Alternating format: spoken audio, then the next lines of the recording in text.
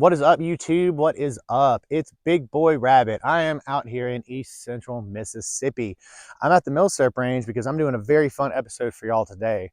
So I watched an episode from TheBlindSniper recently. If you haven't checked out TheBlindSniper, go check him out and give him a subscribe because he does a lot better content than I do, but he's an awesome dude. He got the P89 and brought it to my attention that the Ruger P89 was made to, or the P80 series was made to compete with the M9 in the trials to beat the 1911 out of service. I was like, whoa, I didn't know that. That's crazy. So I ran out to the local gun store. Really, I called around to see who had one. Of course, they all did. And I went and grabbed this one. About, $275. It's a P89 DC decocker. That means that which means that this is not a safety. It is just a decocker, which kind of, I don't like that this one doesn't sit at half cock like most double action pistols do. So that worries me that potentially the hammer could be sitting on the firing pin, pressing it against the primer. But I'm not totally sure. Like I said, just ran out and got this because I thought that was really cool that this thing competed against the M9.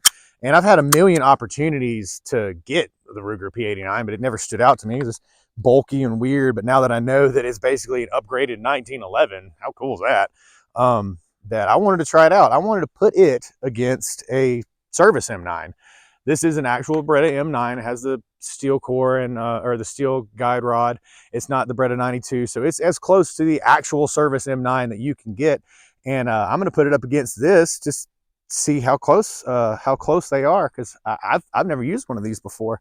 I think it's gonna be really fun. So the first thing I'm going to do is I have about 4 different types of ammunition. Supposedly this thing can run any type of ammunition that you put in it. So I have some Blazer aluminum case. Yeah, that stuff. I got some Chinese surplus, I think it is, some steel cased. And then I have some Browning brass case good stuff that we know it'll run. But we're going to put those in here and see how well it functions. All right, so up first, we're going to be using the Blazer FMJ aluminum case.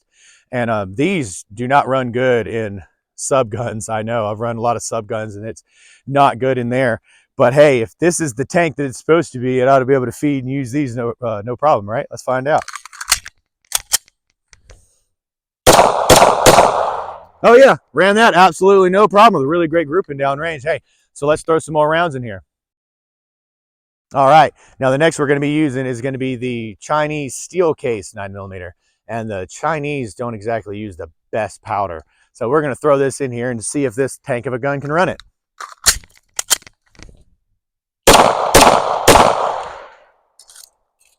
Absolutely no problem. Absolutely no problem. Really decent group. I was just throwing them down, but hey, that's awesome. Let's throw some more bullets in here.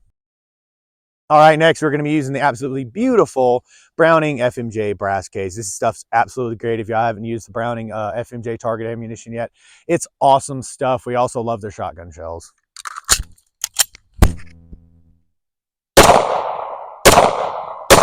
Absolutely no problem with a absolutely awesome grouping. I'm digging this thing. It's pretty awesome. I don't like that it's bulky, but hey, let's get down in this swamp and see if it can keep running.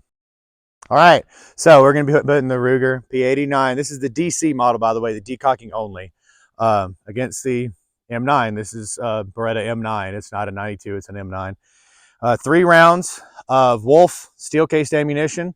I'm not going to load the pistol and drop it because that's stupid, and I'm not stupid. So I'm going to put the magazine in it and drop it, then pick it up, load it, and see if it'll function. I'm actually probably going to drop it on one side, then flip it over and drop it on the other side, just so it's good and dirty, I guess. If it wasn't so cold, I was planning on coming out here and swan diving into the mud, but it's dropped now that we're in the middle of November.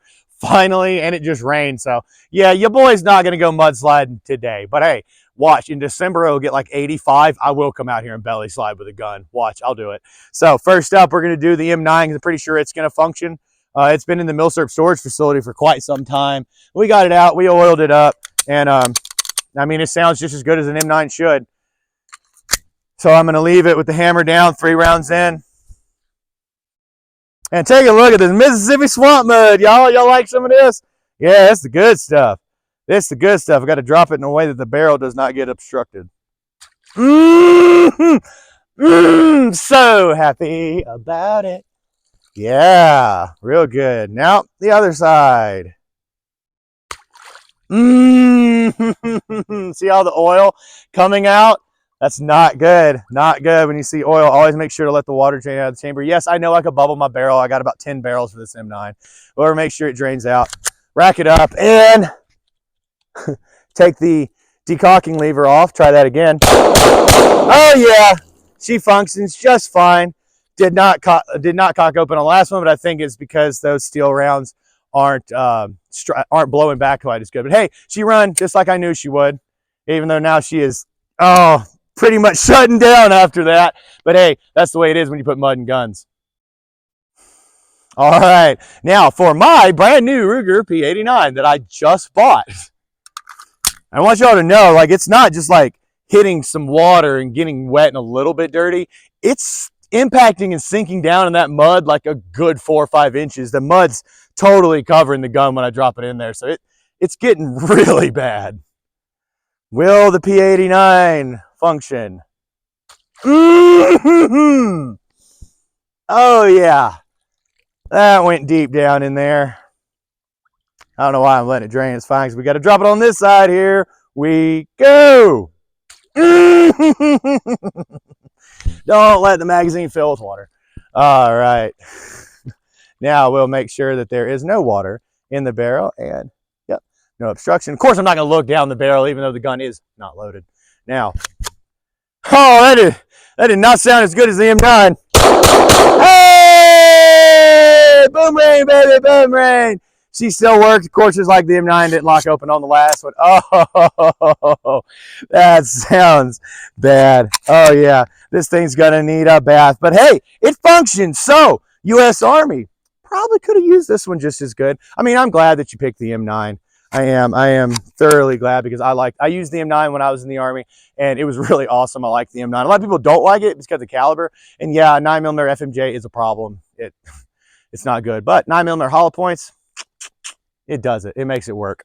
All right, so the M9. Hey, I hope y'all like this function test to me. Just, of course, getting my guns absolutely filthy because that's what Big Boy Rabbit does. He gets these guns absolutely filthy. We're going to clean them up. Don't worry. These guns are going to get clean tonight. So, hey, what do y'all think about the Ruger P89 series or the P80 series? If y'all use it, y'all use the P90. That's what I'm getting next. I'm going to get the P90 45 version.